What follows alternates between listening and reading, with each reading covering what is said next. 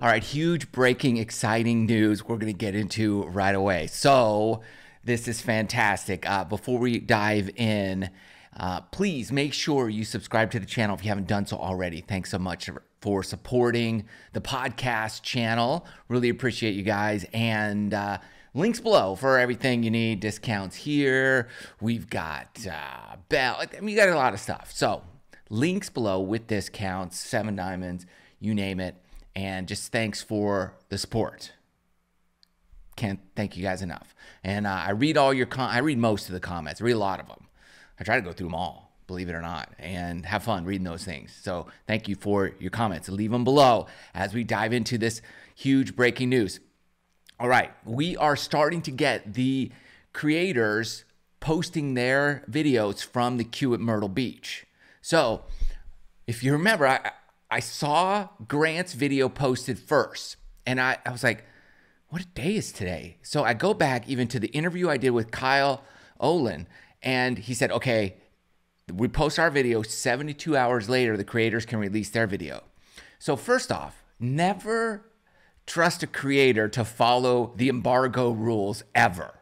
We're never going to do it. Like when Titleist sends me gear and they're like, it's a 9 a.m. on such and such a date, East Coast time, that's the embargo date.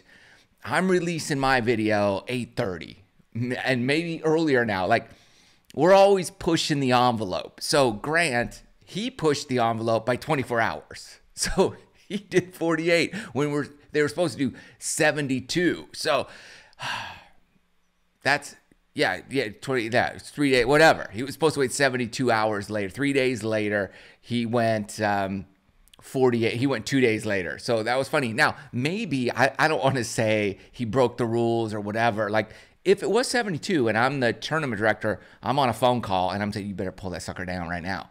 Because what happens is it kills the original video. No one's going to watch that anymore. They're going to go to Grant and they're going to go to their favorite people because that's all they want to see.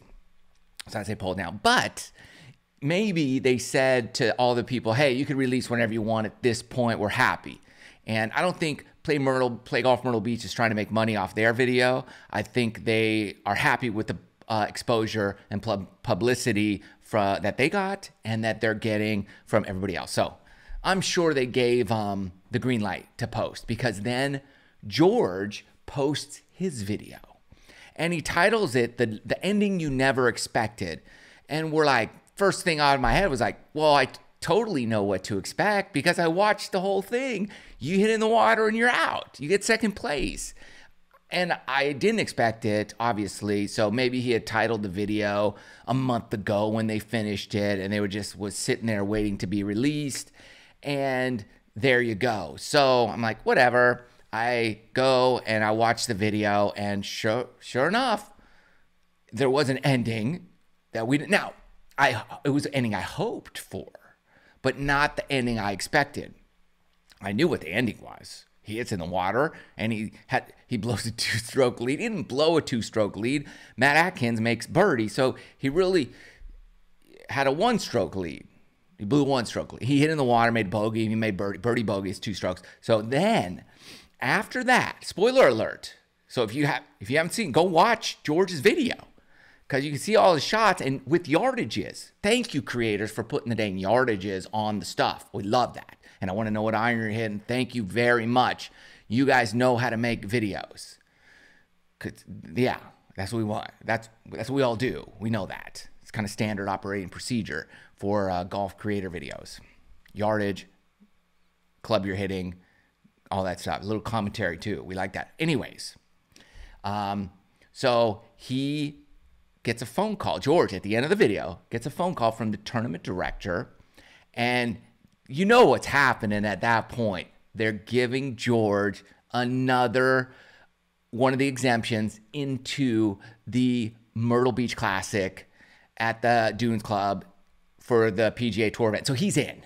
He's in. That is fantastic. I knew and suspected this because, you know, Wesley's in the event. Wesley's going to, I believe, there's no way Wesley's not in the event because of what he did. He got a second place, so he might have an exemption. It's also an alternate field event, meaning there's a signature PGA Tour event where all the top 70 ranked golfers in the world are there, and the others get the alternate field event. Same week. They're kind of going head to head against each other.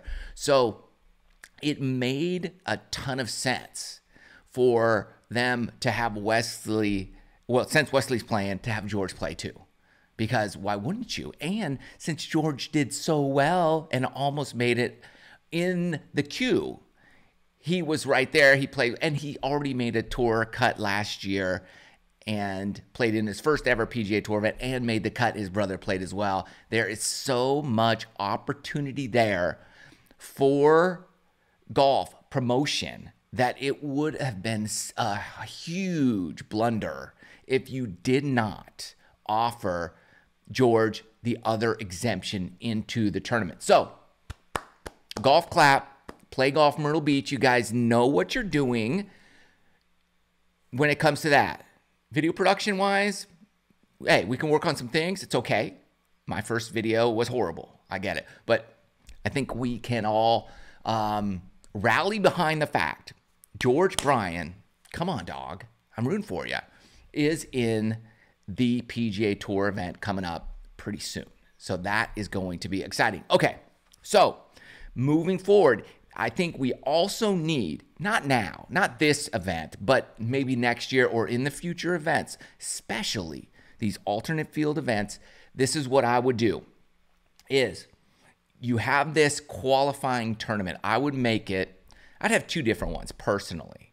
Like if I'm there, well, I would give the top, let's say, young player like Tyler Watts or one of these young kids, I would give them an exemption into the tournament.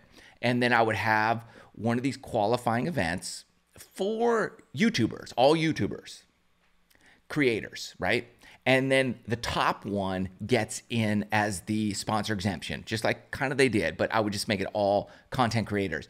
And then I would do this. This is my pitch to the PGA Tour alternate field events. My pitch is this. Then you take the next 6 players in the tournament, the qualifying tournament.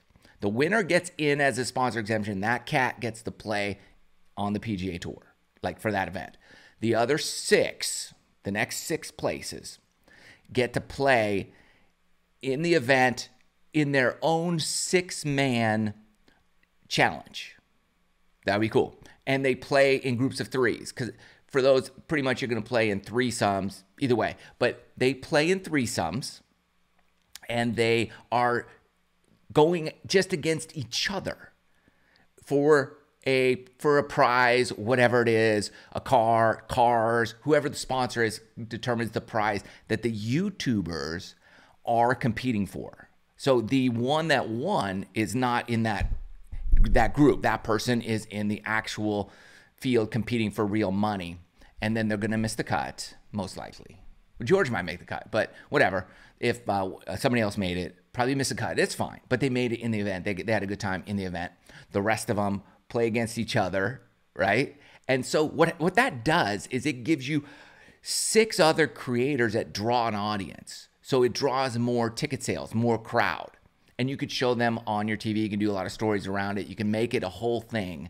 But it's going to bring a lot more buzz and exposure to the event because you have them playing in the Pro-Am, you let them film it. You have them playing their practice rounds. You let them film everything and post it on their channel, and especially even the build up to it where they go and they're practicing, they're training, they're getting lessons. So you have a whole video series from each of the 6, 7 creators going into one of these events. That's my pitch. That's my idea. We can workshop this, okay? Put your comments below for what you think they should do, but I do definitely think they should have an event for creators inside these PGA Tour events. That would definitely stir it up, create some new excitement, bring in a whole new audience, and it brings in a whole new ticket buyer because, you know, not a lot of people are going to come to these alternate field events for like all, I hate saying it, but like, let's say all the B players or all the players who haven't been playing well, the not Scotty Schefflers and the Jordan Spieths and the, you know, Justin Thomas, Ricky Fowler. Like They pay to go see those guys, but all these, most people haven't heard of them. They're trying to establish their name. They're trying to get their name out there. And what better way to do it than to bring in a new audience? Because then you're going to see a guy that's really good that you never heard of before. I did this one time. Quick little side note is this. When Camilo Villegas first got on the PGA Tour, I was at Torrey Pines, and I see him, and I was like, oh, yeah, I remember seeing this guy on the, I think it was either the Ben Hogan Tour at the time or whatever, the Corn Ferry, but it just had a different name. And he was there, and I remember seeing him. I'm like, man, I like this guy. Like, he's fit, he's in shape, he does a weird Spider-Man move.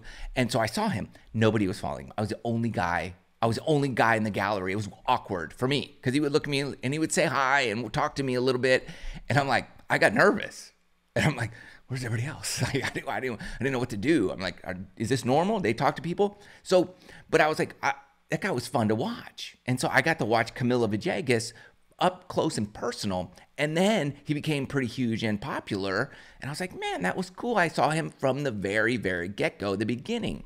So that's what these alternate field events offer, is that opportunity to see these guys for the first time ever and to develop fans. But if you don't pull in new audiences, you're not going to get these guys any views, let's say, because let's face it, most of the audience today is on YouTube. Most of the young audience is on YouTube, and they're watching Rick Shields, Peter Finch, Grant Horvat, Good, Bob DeSports. They're watching those guys. So if those guys can pull one of these younger viewers, audience, ticket buyers to follow them, and then all of a sudden they see somebody else, they're like, hey, who's that? Let's watch this guy for a second. Oh, I like that guy. And then you got a fan. And it grows, and it grows, and it multiplies, exponential growth. That's how it works. And then if they become big, boom, you got a lifelong fan.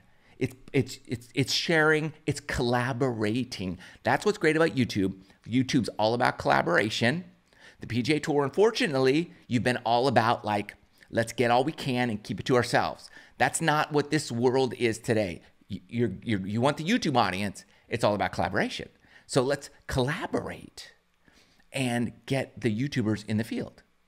Do I want to be in the field? I would do it. I think it would be a lot of fun.